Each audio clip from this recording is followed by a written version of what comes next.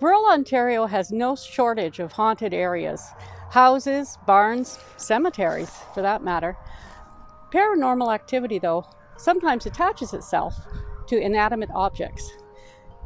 And an antique store could be a hotbed of paranormal activity, and Victorian Charm Antiques is no exception. We thought, being close to Halloween, that we would tell you some stories about the history of the house that Victorian Charm Antiques calls home, and also share some of our experiences with the paranormal activity that we've seen there in the store.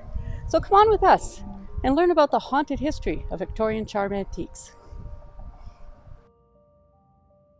Murdock House, or so this house is named, was built in 1900 after the Great Foundry Fire in Tottenham in 1895. For a good portion of this house's history, it was occupied by the Murdock family.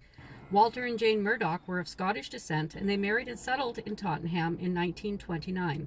Walter had the contract for carrying the mail for the CNR rail station to the post office. He continued this job plus delivering mail from house to house until his death in 1947.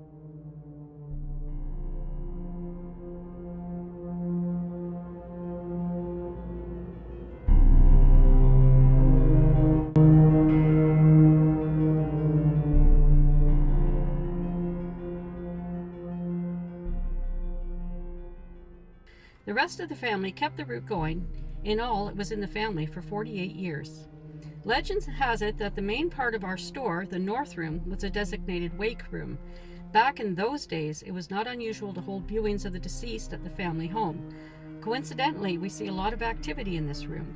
Items have been inexplicably thrown through the air, such as a heavy vintage firefighter's helmet that appeared to launch itself across the room for no apparent reason.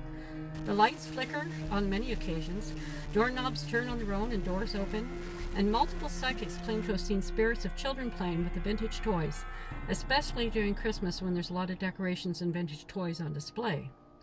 It's not unusual at all to hear disembodied voices from time to time.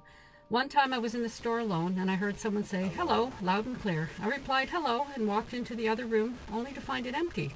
A quick search of the house assured me that the house was empty and I was alone. On multiple occasions, we have also seen dark shadows and heard unexplained tapping noises, but rest assured there's no evidence of any dark, malevolent spirits, so we have no problem sharing our space with them as long as they put their toys away.